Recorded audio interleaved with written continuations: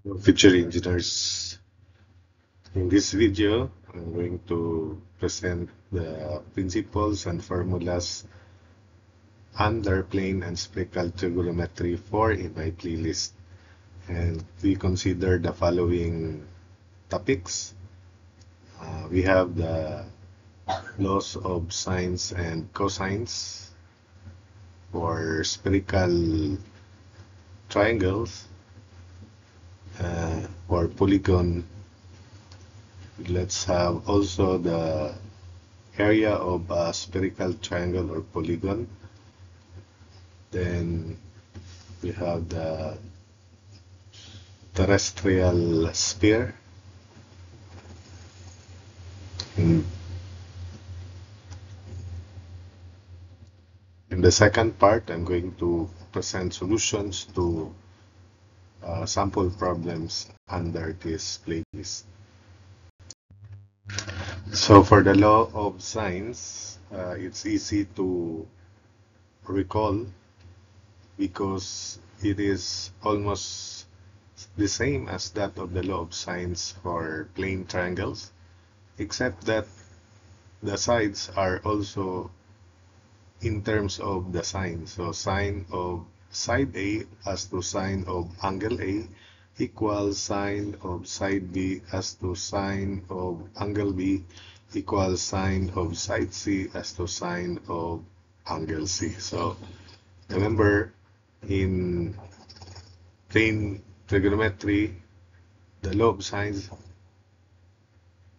has this equation, the law of sine. A side A as to sine angle A, side B as to sine angle B, side C as to sine angle C. But in spherical trigonometry, all the sides have this sign.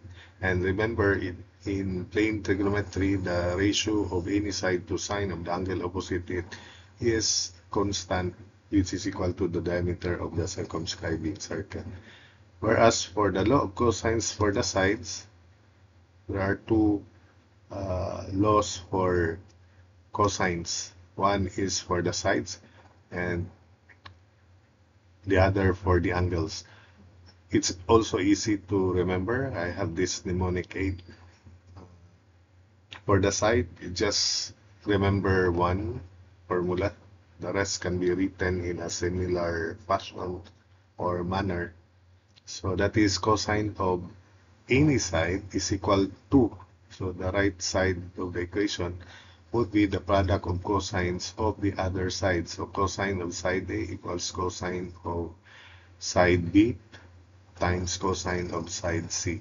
Then plus sine of side B, sine of side C, then cosine of the angle opposite to the left side of the equation, opposite to the side in the left side of the equation, which is angle A.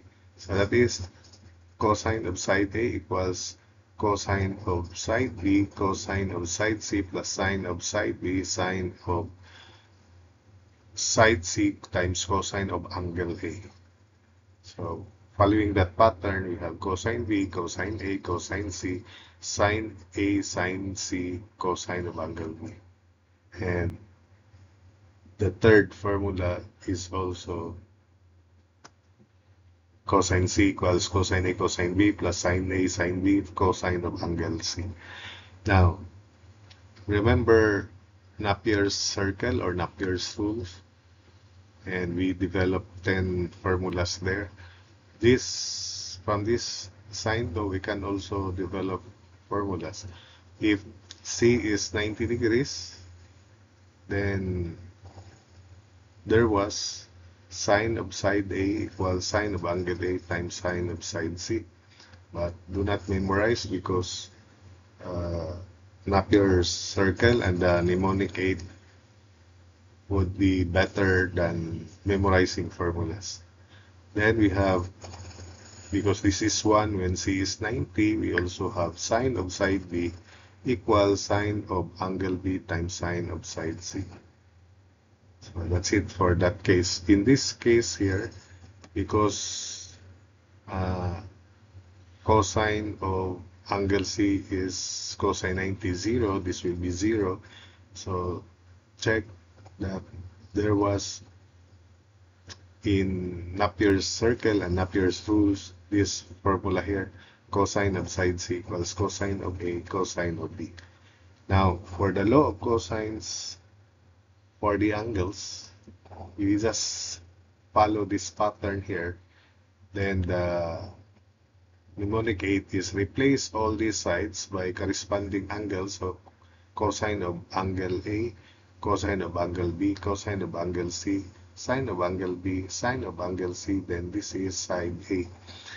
Then aside from that, the first term, which is this, when we replace the sides by angles, would be preceded with a negative sign. So it is negative. So that is cosine of angle A equals negative cosine of angle B, cosine of angle C, sine of angle B, sine of angle C, cosine of side A. So it's almost the same pattern as that, except that we replace the sides by angles and the angle by side. Then we can write, if you're just familiar with this, you can write the rest of the formulas.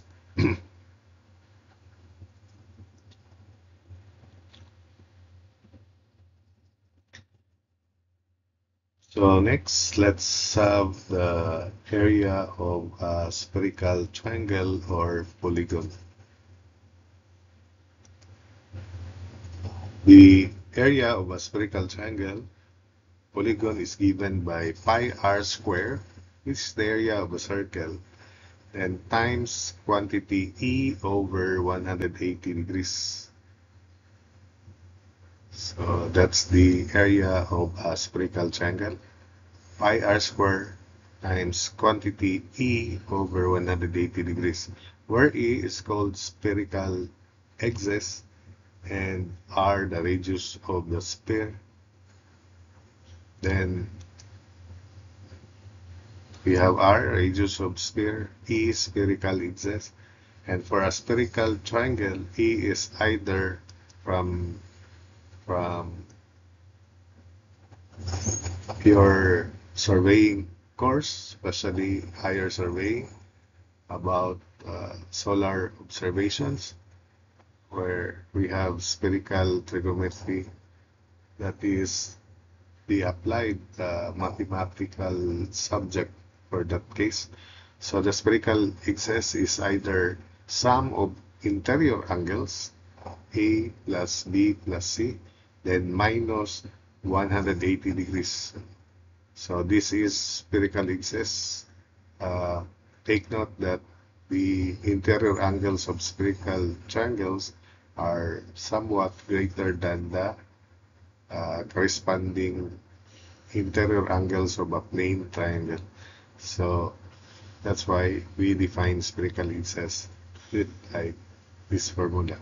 The other formula is from surveying, tangent of quantity spherical axis over 4 equals square root of tangent of S over 2 times tangent of quantity S minus A over 2 times tangent of quantity S minus B over 2 times tangent of S minus C over 2, where S is defined as half the perimeter of the spherical triangle, that is 1/2 of quantity A plus B plus C.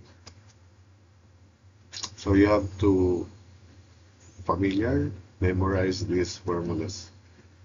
Then the area of a spherical polygon is also given by the same formula, except that the spherical axis E is defined as sum of interior or vertex angles minus the sum of interior angles of a plane polygon, which is, you can recall, n minus 2 times 180 degrees. So that is A plus B plus C plus D plus dot dot dot. That's the area of spherical polygon. Then spherical axis A plus B plus C plus D plus dot dot dot.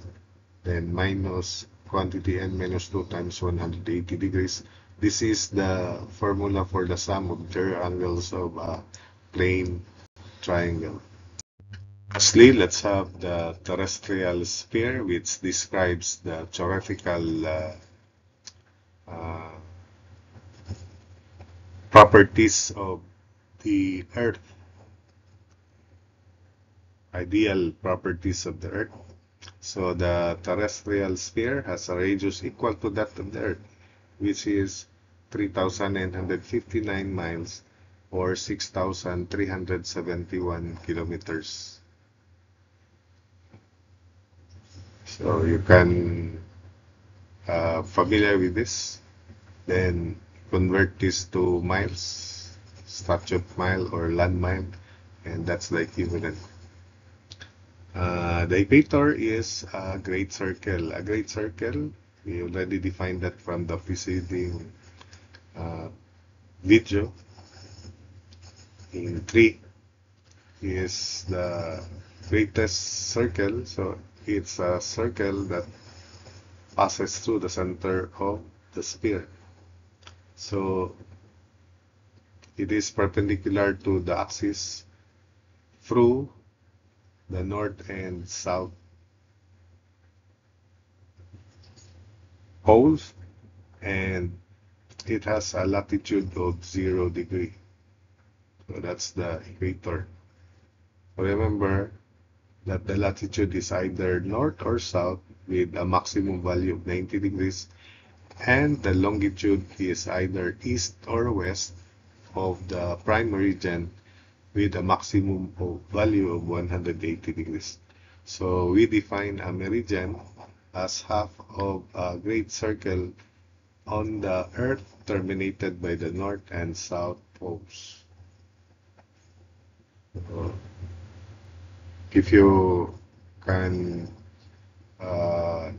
imagine or recall your globe, you have there the blue light lines, light curves joining the north and the south poles. They are separated 360 degrees divided by 24, so 15 degrees apart.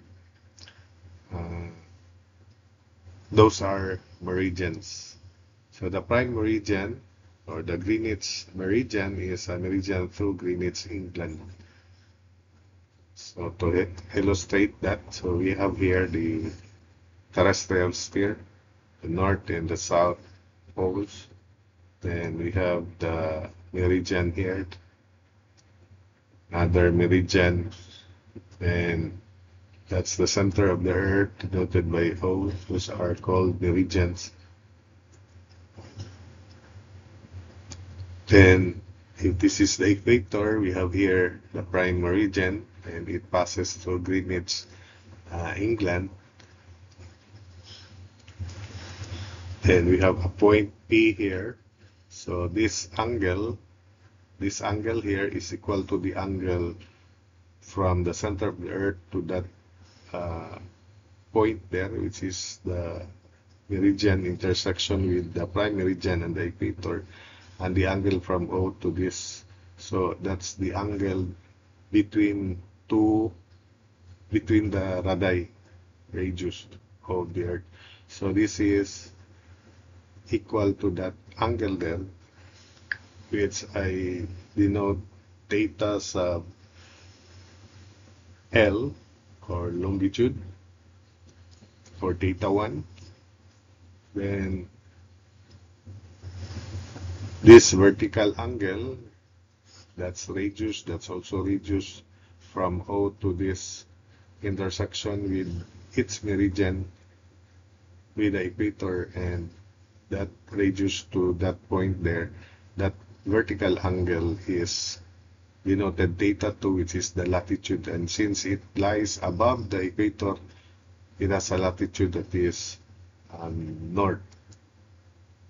So that's theta 2, which is also equal to this angle here, theta 2.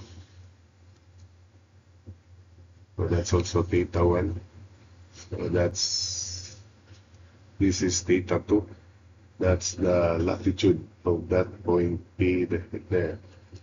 So theta 1 longitude, either east or west, maximum 180 degrees. So for instance, for this point P here, it lies east of the prime meridian, so its longitude is east. Then theta 2 is latitude, either north or south, maximum 90 degrees. For that point there, its latitude is north. So another situation, the meridian, if the longitude is eastward, then it is treated positive, while if the longitude is west, on the west side, it is treated negative. So in this illustration, we have here the prime meridian, and we have here the opposite to this. There, we call that the international date line. It is the reference for all uh, times of places, different places on the earth. So we have the equator. Then this is the meridian through Jerusalem, and its longitude is positive. It is east, theta 1. Then the other place, let us say New York and Santiago, Chile, with the same, they lie on the same meridian. So this is the latitude of New York, which is north, and for Chile, the latitude is south. Theta 2 is south, and they have the same longitude, which is west, and the value is theta 1, negative of theta 1, or just theta 1 west. For other convention, 1 nautical mile is the arc distance along the meridian subtended by 1 minute angle, or it is equal to 60-80 feet. If you convert that to meters, that's 1,853 meters. And that distance, 1 mile, is equal to the arc distance along the bridge subtended by 1 minute angle.